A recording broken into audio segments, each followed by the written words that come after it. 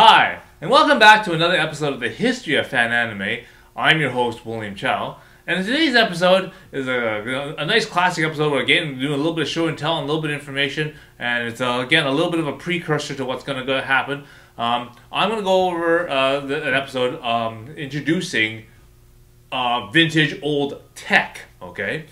Now I don't mean so much like computer tech, but I mean audiovisual AV tech, okay? Because one of the episodes that I'm going to go and basically pre-queue up for is basically how we used to make AMVs analogically, okay? So because a lot of you people know, and I said it in a previous episode that this whole concept of making AMVs or anime music videos, and a lot of you out there can use non-linear editors like iMovie or Adobe Premiere, things like that. You can quickly mix and edit and cut and rearrange videos and put special effects in it and do all this other stuff and make music videos and that kind of stuff and post things on YouTube and all that and like you normally do very easily. But I'm going to get into basically how we used to make AMVs. Using a linear method, using VCRs and that kind of stuff. But before I do that, I should really introduce all the equipment and sort of what we had to use, so that new people that aren't familiar with what these terms and what these equipments are, what the capabilities of these equipments are, don't get totally lost. Okay, so I'm going to do this episode to kind of give you an introduction to that. Okay, give you an idea of what these different equipments are. Okay.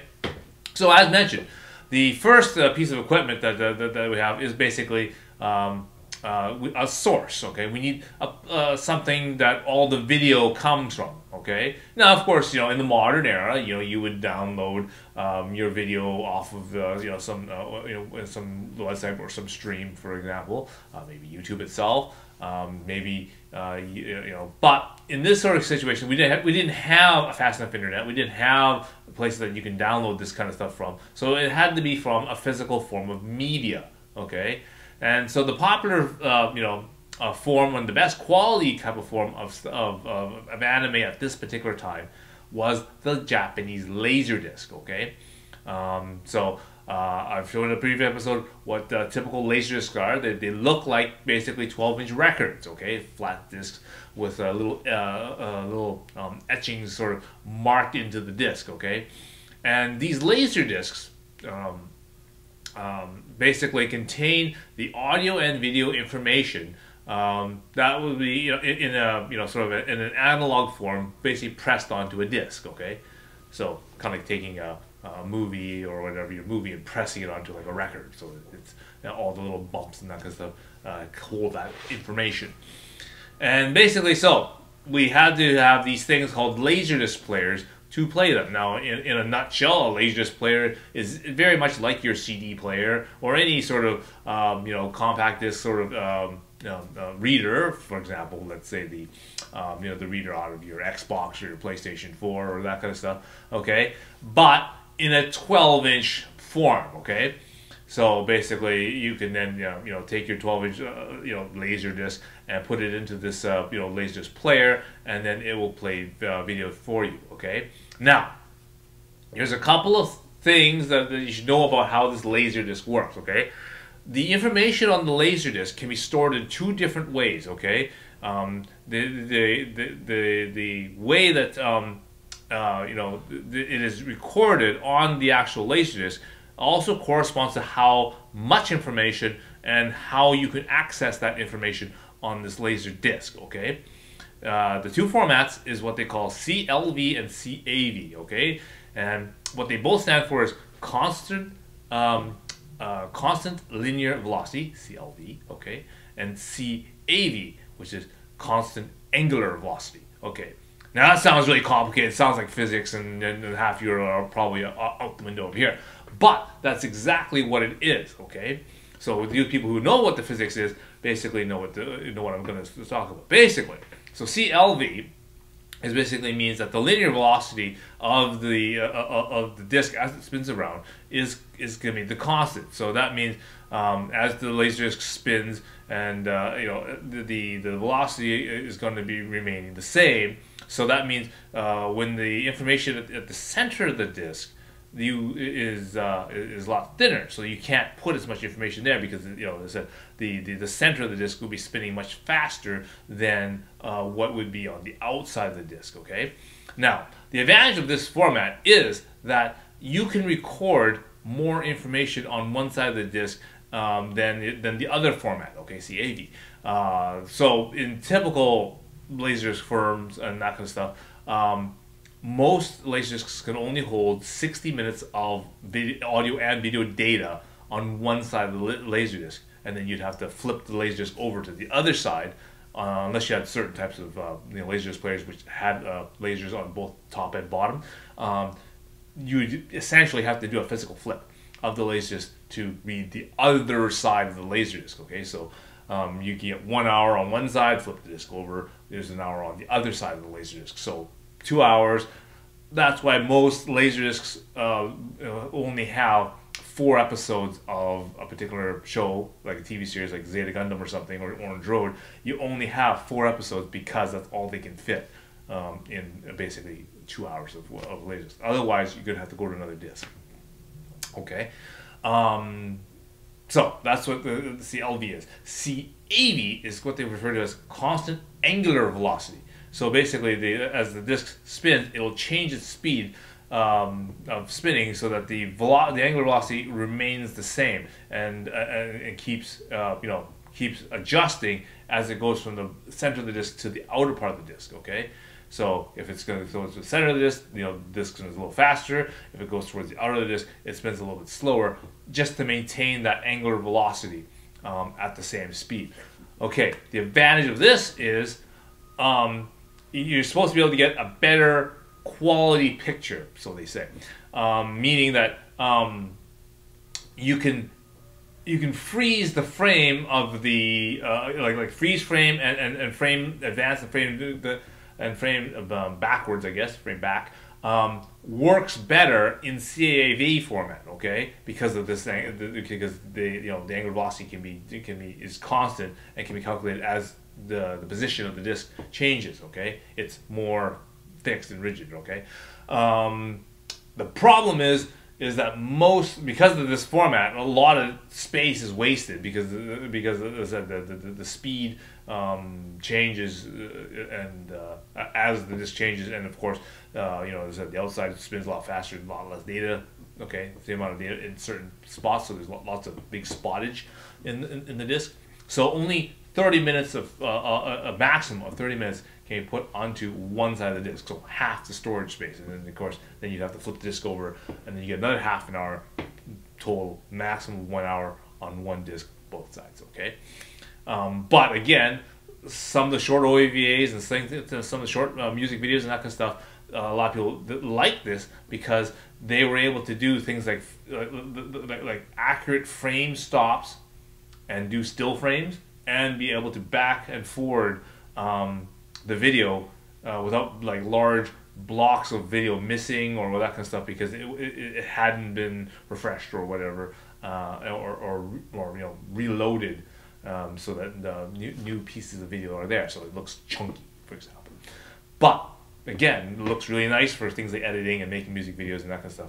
So those are the two formats on a laser disc. That's it. So that is going to be our source equipment of choice.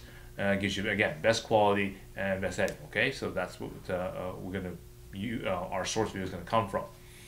Okay, so now the second thing is now we have our source. What are we going to record onto? Okay, well, in your modern era, you know to basically edit your thing in iMovie or Adobe Premiere or something like that. You hit save and it saves onto the hard drive, and there we go. You want to show it off on YouTube, then you upload it to YouTube, and there we go. Okay, so everything's digitally done, no physical thing that you can hold or whatever. It's sure it's on your hard drive per se, or it's on the iCloud or whatever, but no physical media is required. Back in these days, again, hard drives were really expensive. They were very small. The memory in a computer was very, very small as well. Very slow processing time. There's processors in these computers, so they can't handle all this data, this much data, and this much processing. Okay, so everything had to be done on a recorded media. Okay, and again, for videotapes and that kind of stuff, or for videotape was the de facto thing to be used. Okay, now some people use like beta tapes, and some people use SVHS, and some people use camcorders, and which use, I don't know, VHS-C or 8mm or whatever. But the thing that's in common with all of these, they are all basically a magnetic recorded media, like the audio cassette. Okay, these things can both record both an audio and video, in a magnetic form onto these tapes. Okay, now the tapes can have different lengths, they have different qualities, in terms of how clear, how better, a good of a reproduction, how long it lasts, things like that, all play into the quality of the cassette, and of course then the quality of the video. Okay. All right, so that is the thing that we will use to record onto. All right, and then there's some stuff that you can throw in the middle. Okay, there's because what happens is that when you transfer for something, even from like a laserdisc to a video cassette, you don't get a perfect reproduction. You get pretty good. You might get a little bit of signal loss, a little bit of signal noise. You might get some different things on the audio side that causes some hiss or buzz or something like that. On the video, you can cause a little loss in color, a little bit of smudging. The color might go a little bit redder. A little shifting, little wavy lines because of tracking and that kind of stuff. All are little things and all little imperfections that start entering into the video to make it less good of quality, not quite as clear, not quite as sharp. And again, this is one of these type of things that happens because let's say I make this AMV and put it onto a cassette. If I wanted to make this copy of this cassette to somebody else, they're going to start losing quality as I go from cassette to cassette. And the things that they lose in quality are things like color, stability, picture sharpness, things like that. So you can put different types of equipment to help you try to correct that a little bit. Okay, and I'm not getting into all that because that's a totally another episode altogether. Consider it part of video and audio tech, if you will. But what you want to do is you want to go down below and hit subscribe and hit like, and we'll get into more episodes about specific equipment later on in a later episode. Okay, but right now I just wanted to just give a quick introduction to these two sort of basic sort of things that you need in order to get started in producing AMVs, and then of course a little later on I'll get into the computer that's needed and some of the computer tech, if you will, or AV tech, if you will, that's needed to do fan subbing. Okay, an analog form of fan subbing. Again, not like what you guys now know as digital fan subbing. Analog subs. Again, that's sort of another episode where I'm gonna have to give an introduction to the computer equipment and the AV tech that you need to kind of get that started. And then I'll show you now examples of how to actually do fan subbing, that kind of stuff, once I get that sort of worked out and put together for you. So, what you want to do then is that you hit subscribe, and then I'm going to get into the episode where we're going to start making this AMV, and then we'll sort of compare, because I'm excited to kind of, try to show you how to, how I made some of these old AMVs, and to try to redo them again, using this audio method, and then I'm gonna again go over how I did. I'll redo it and maybe make some modifications in a modern editor and see if I can reproduce and make these videos even better, and then repost those ones. Okay, so what you want to do is you want to hit subscribe to that. If you also want to check my channel, I also have some example AMVs that I pulled off of the AMV collections. Again, you might want to take a look at some of the AMVs that were created by me and other people, in our animation group, all using the Laserdisc and VCR method of linearly putting together the AMV. Okay, and you can see some of the effects and things that they did. And you got to remember, they didn't have this digital editing, non-linear editing that you people now have available to you in your computers. Okay, so this is sort of a nice sort of comparison, and a little also a throwback to the fact that even without all this new technology and all this digital editing that we had, we still were able to creatively make animated music videos, to basically reflect both our favorite tastes in music and anime. Okay, so until next time, okay, I will see you again.